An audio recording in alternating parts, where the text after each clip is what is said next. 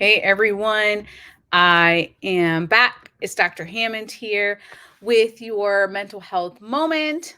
I hope that you've had a really good week. And for those of you who are new to Mental Health Moment with Dr. Hammond, welcome. For those of you who tune in every single Tuesday at 8 p.m. Eastern Standard Time, welcome back. Thanks for those who are starting to join today.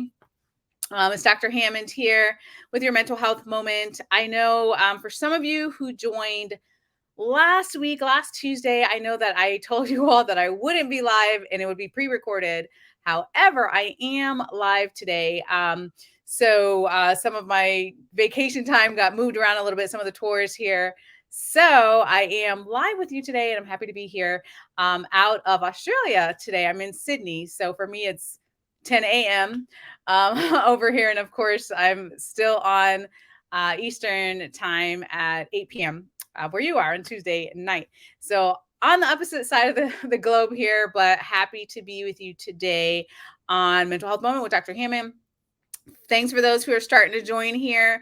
And I wanted to show you really briefly because I think it's so cool. It's one of my favorite landmarks before we get started today. And the first time that I'm getting to see it, but if you can see it behind me here, let me try to put my finger in the right place over here, is the Sydney Opera House. So it's been really cool. It's a little rainy here, but that's okay. But really cool to check out Sydney the last couple of days here. And happy Tuesday to you as well. And hi, thanks for those who are still starting to join here. It's Dr. Hammond here with your mental health moment. So again, as a reminder, if you're new to Mental Health Moment, every first Tuesday of the month is specifically devoted to children's mental health. And hi, thanks for those who are still starting to join here. So every first Tuesday of the month is specifically devoted to children's mental health. So today I want to give you some tips of how to really navigate through the process of mental health when it comes to kids. Unfortunately, we are still we're still dealing with not only the stigma of mental health, but especially the stigma of children's mental health. And hi, thanks for those who are still starting to join here. And I still hear a lot of myths and misinformation that's very concerning about children's mental health, especially things like, oh, what do kids have to be stressed out about? And, does mental health really exist for kids and all those sorts of things, which is pretty harmful actually for our kids that are genuinely struggling with depression, with anxiety, with ADHD, with learning disorders, and all sorts of other conditions that are affecting them. And thanks for those who are still starting to join here. I see people are joining here from California, Chicago, Tennessee, Iowa, New York's in the house. So welcome. It's Dr. Hammond here with your mental health moment. And if you're just tuning in, I do want to remind you that I am live today, obviously reading the comments here. So I thought I'd have to do pre-recorded because I'm on vacation with my family this week, but I was able to get on. Thankfully, some of our events got rearranged, so I'm able to be on here today with you live. So happy to do that. Someone said they're tuning in from the Virgin Islands. Welcome. So one of the tips a couple of tips I want to give you today, but one of the tips I want to give to you today about children's mental health is that it is really critical right now that we are working on not only ourselves, which is good for self-care, working on being the best versions of who we are as people, but also teaching these same concepts to kids and teaching them how to take care of themselves. Obviously, it looks different. I mean, mentally and emotionally. So, obviously, it looks differently if we're talking about preschool ages, if we're talking about elementary, middle, high school ages, that completely varies the conversation. But what I've seen so much throughout over a decade here working with kids and working with families is a lot of kids do not understand what to do with all of the especially strong emotions that they're experiencing. We see the world in what it looks like right now, you all. There's so much heaviness going on in the world. I know, even though I'm out here in Australia this week, I'm obviously still tuning into global news and unfortunately heard about the mass shooting in Chicago from 4th of July weekend, right? Which it's just mind blowing, whether it's mass shootings, whether it's natural disasters, whether it's wars or whatever it is that's happening in the world, what is happening to our kids, are they are absorbing all of that information, but it's really hard for them to understand fully, like we do adults, of what is happening. And it causes a lot of anxiety, it causes a lot of stress. But if we are teaching kids how to manage themselves, how do you manage these emotions when you're afraid, when you're angry, when you're sad? What do you do with that? How do you deal with that? These are the conversations that we really need to be having with our youth. And thank you for those who are still starting to join here, from Virginia and Texas and Chicago. As we just mentioned, someone said, what about adult mental health? Great question. So, for those of you just tuning in, I just want to remind you the first Tuesday of every month is devoted specifically for children's mental health. And the rest of the Tuesdays of the month are, of course, related to adult mental health. But every first Tuesday is devoted specifically for children's mental health. So I'm sharing these tips for you today because I want to make sure, whether you have your own kids, grandkids, niece, nephew, godchildren, you work with children in some capacity, or however we as a community can help our youth, is going to be really, really important right now, especially all that is happening in the world, and especially how our youth are frankly struggling with it, especially over the last couple years, and dealing with COVID-19 and all that that brought. So again, so the first tip for you today is for us to really think about, how do we talk to kids about their emotions? You are allowed to feel angry. You're allowed to feel sad. You're allowed to feel nervous. You're allowed to feel a lot of different emotions, right? But how do you handle that? So, having these conversations with kids are critical. Number one. The second tip I want to remind you of today, when it comes to children's mental health, is really for us to be thinking about, how do they de-stress. I know, for those of you who tuned in last week, we talked about taking take a minute challenge. And for those of you who missed it, you can go to my YouTube page. I laid it out on there, how to do a take a minute challenge. But even for kids, maybe it looks differently. But how do we teach them how to de-stress? How do we teach them how to self-soothe? Because when they're at school and someone is bullying them, or when they're at school and they're upset because of the way a teacher talked to them or a peer talked to them, and they're angry or they're nervous or they're sad, how do they de-stress from those situations? So this is something, and honestly, I honestly at this point in my career, I really feel like it is a gift when we teach kids how to de-stress early, when we teach kids how to be aware of their emotions, because these are skills. And honestly, I know someone mentioned in here, what about adults? These are skills that some of us as adults need help with. So imagine if we taught these things and kids got it early, when they're in preschool ages and understood it, or elementary, middle, even high school ages, and they understood this information. Imagine the value for their life. Imagine how their life could change. Imagine, hopefully, how they would become better and more productive and happier and healthier adults. These are That's why I always say these are gifts that we can really give our children. And yep. And someone said, hi from California and Philadelphia. Someone said, you mentioned ADHD. What are the signs? That's a great question. That's actually one of my subspecialties. So I'm glad you asked about ADHD. So specifically with ADHD, here's my biggest thing on ADHD. Everything is not ADHD.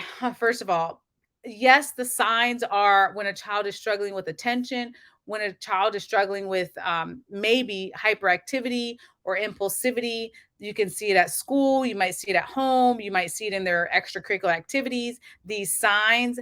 However, a lot of those signs also overlap with things like depression, with things like anxiety, with things like trauma, with adjusting to life and the stresses of financial difficulties in the family, or divorce, or illness, or moving. I mean, right? So what's hard about ADHD is that really it's critical that this child be assessed, like a psychological evaluation, let's say, to see what is all going on with this child. Is it really ADHD causing it, or is it depression or anxiety, a learning disability, or something else going on? So I hope that answers your question, but it really does get complicated. When I am at the practice in Florida, um, that's one of the things I do specialize in, is psychological evaluations for ADHD, because And I feel very strong on it because, again, everything is not ADHD. Just because a child is having problems concentrating or a child is having problems in school. Most times when I test children, I would say maybe 50 to 60% of the time it is ADHD, but a lot of times it's a lot of other things. There's a lot of undiagnosed learning disabilities. I see it all the time, which causes a child to not have to have problems with attention or concentration or behavior problems because they don't understand the information that's presented in front of them. That's just one example. There's many, many more. Or depression or anxiety or dealing with something in their family or in their own personal life. So again, well, a while back, we did something specifically on ADHD on mental health moment because there really are a lot of steps to that. So thank you for your question. There's really a lot of steps. It can be very complicated, but a lot of times I think as society we want to make things super simple and quick for kids when in reality they deserve a lot more attention on what is happening with them with their mental health. And someone said thank you. Someone said, "Oh, good evening from Houston. Welcome." Um, Someone said, "Have a child with anxiety and one with ADD and ADHD. Most teachers have no idea how to deal with children with disabilities due to training." Yes, that can be true. I don't want to speak for all teachers. I know there's some really amazing teachers out there. I know there's some amazing schools that are training teachers and educators about things like ADHD and learning disabilities and depression and anxiety. However, to your point, for the person that mentioned that, there are some schools that really struggle with getting this information to staff and to educators. So, because of that, honestly, I would say as a parent or as a caregiver, we have to take the responsibility to try our best to educate that child's teacher. So I'm glad you brought that up as well. A good resource is helpguide.org. Let me see if I can, I don't know if I can put in this chat here, but anyhow, it's helpguide.org. That is a really good resource if you're looking for information. And I'm speaking specifically to ADHD because some people asked about it, but it's a good tool that has articles specifically for teachers to teach teachers about things like ADHD, like, hey, here's what it could look like in a child. Here are some ways that you can deal with a child with ADHD to help them because they may learn in a different way. And here's what it's not, because there's a lot of misinformation, especially about ADHD and children's mental health as a whole. So if someone maybe wants to jot that in the chat for me, that would be great. But it's helpguide.org. If you go on that site, there's a lot of different information, not just ADHD, but you can look at those kind of tools to give information to teachers. And while we're on that topic, frankly, the thing is not just ADHD with kids, but whether it's ADHD, depression, anxiety, or learning disabilities, one of the things that's really, really important, you all, as a community is, and I'm glad that person brought it up, is that we have to make sure that we are properly educating one another. When you learn about reputable, keyword, reputable resources, please share this information with those individuals in your life. Very important, very critical, because there's a lot of misinformation out there. If you Google things like ADHD, there's so many forums, there's so many people saying all sorts of things that are not true. Um, so it's important. And yeah, thank you so much for putting that up there. Yep, helpguide.org in the chat. So it's important again that when you find these reputable if it's an article, if it's a community resource, please share it with those around you, because that's, well, two things I found. One is, depending on the community, sometimes there's not a lot of good resources for children's mental health. But the second part of that, which is really sad and hard, is that sometimes there really are good places, good resources, but we're having a problem sometimes in the mental health field of connecting people to the right resources. So again, I ask you to do that, if you can, when you know of that information, to please just spread good, positive information and reputable information about children's mental health. Um, Someone said, what if you do talk to a child age 13, not your child, just a friend? Um, I think you're asking age 13, not your child, just a friend. I think you're saying if it's not your own child, but someone else. So really, I mean, That's a great question too. One of the things that's really important is that, well, my personal and professional opinion is that we have the opportunity to be mentors, whether it's again our own children, whether it's a friend's child or whomever it is, when we have valuable information like how to deal with emotions, like, you know, a resource that could help someone that has ADHD or depression or anxiety, we could be sharing this information in order to really enhance this individual's life, right? And to really help a parent that you know of, maybe it's a friend with this same information. I think that's really, really important that we do that because, again, there's a lot of stress right now, especially for kids, especially for families with everything that's been happening. As I mentioned on the past mental health moments, for those of you who join every week, it feels like the last couple of months, we've been talking a lot about how to, again, renew ourselves, right? This is another year of healing and recovering from everything that started in 2020, or maybe even something else that's been going on in your life on top of that. So it's the same thing for kids. A lot of kids are still healing mentally and emotionally from everything that's been happening the last couple of years. And hi, welcome here. Someone said that, oops. Um, Someone said, my child was diagnosed with ADHD. We're apprehensive to use medications. So my son does struggle with attention and processing. Are there, I think you're saying, are there certain kind of vitamins? You know what I would say to that, actually? That's a great question. It's actually a common question that I get. I would definitely say to reach out to your pediatrician if you're in that boat, because I know there's some pediatricians in my area, well, they'll do a certain type of testing to see if there's like a vitamin deficiency and things like that, and utilize certain combinations of vitamins and supplements and that sort of thing to see if it'll help a child's attention issue. So I would definitely recommend reaching out to, in general, because I can't give specific advice, of course, but if someone were in that situation, I would recommend reaching out to a primary care physician to see if they can help in that area. So great question here. Someone said they're here from Algeria. Welcome. Someone said listening in from Charlotte, North Carolina, dealing with work PTSD. Shared with 6 teachers I know in Columbia, Bahamas, in the U.S. Thank you very much. And someone said, "Yep, imperative to speak to a healthcare professional." Absolutely. Absolutely, absolutely. And thank you for your questions here today. Again, if you're just tuning in, we're talking today specifically about children's mental health. So every first Tuesday of the month for Mental Health Moment with Dr. Hammond is specifically devoted for children's mental health.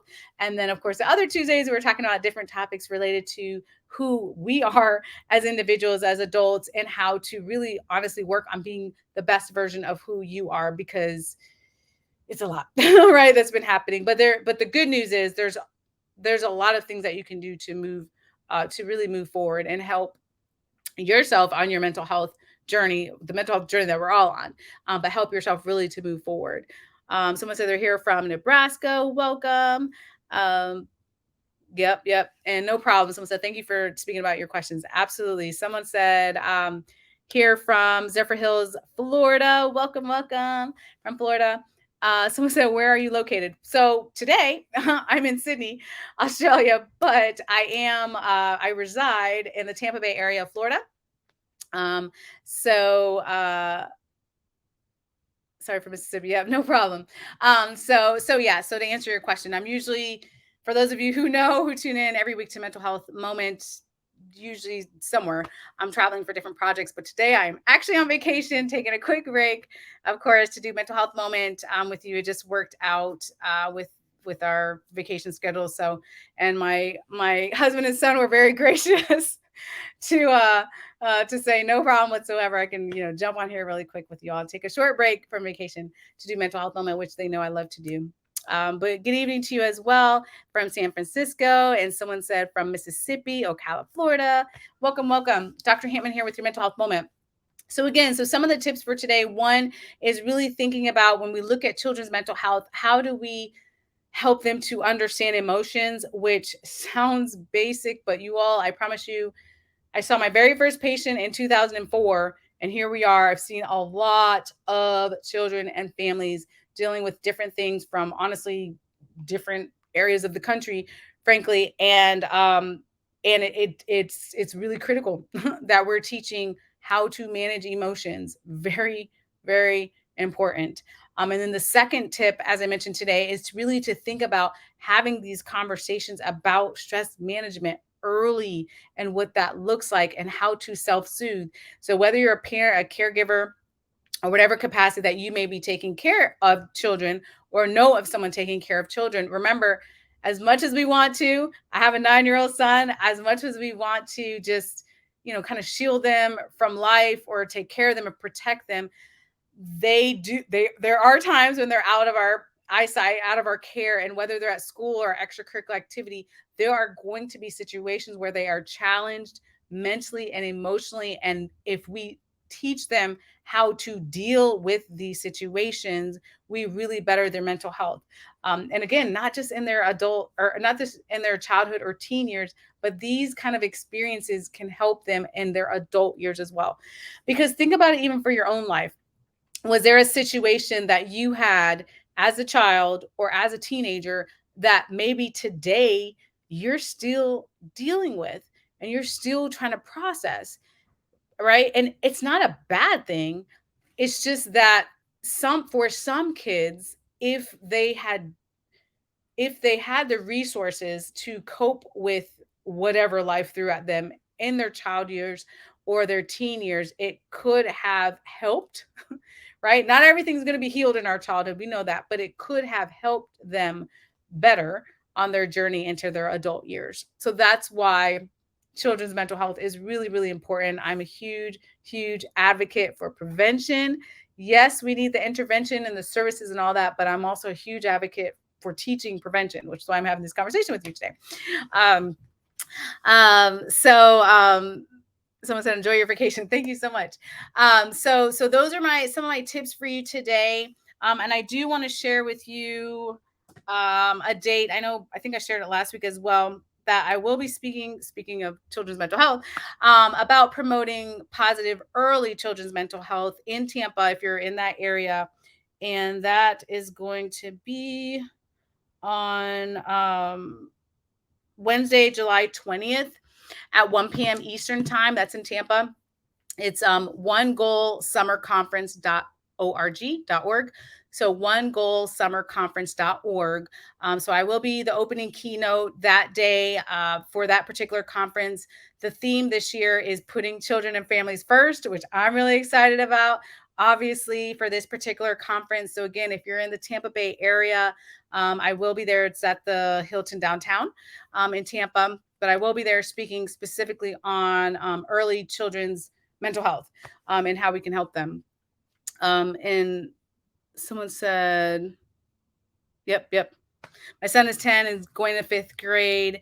And if there's tips to share and there's an email. Okay, perfect. Thank you so much. So I think that's about it for today. I think that's about it for my announcements. But if you all have any questions whatsoever, you can always either send me a message on Instagram, Dr. Hammond, or Facebook, Dr. Nekeshia Hammond, or Twitter, Dr. _Hammond. I'm on LinkedIn, on all the social media platforms. You can connect with me on there, send me a message through there, or you can reach me at drnekeshiahammond.com. And oops, let me move forward here. drnekeshiahammond.com. And I'm more than happy to try my best to get you a referral to a mental health provider or send you a resource or whatever it may be that you need to better the life of the youth that you know of in your life or yourself as well, of course. And blessings to you as well. Thank you so much. I'm reading your comments here. But again, if you need me, you know where to reach me. And again, every Tuesday, 8 p.m. Eastern Standard Time, I'll be back on Black Women Empowered Incorporated Facebook page, YouTube Live, and LinkedIn Live.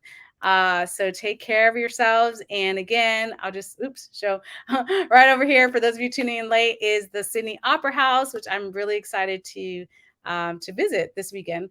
Coming up here and tour that lovely landmark that I've always wanted to see. So I'm pretty excited about that. but I'm really excited that it worked out timing wise, even though I'm technically on Wednesday and the 10 o'clock a.m. hour, when I normally am on the Tuesday 8 p.m. hour, but it worked out. So I'm happy that I was able to still jump on Mental Health Moment here live with you today. But again, if you need me, you know to reach me, website or LinkedIn, Facebook, Twitter, Instagram, any of those platforms. So take care of yourselves. Have a great week, and I will see you all next time. So take care. Bye, y'all.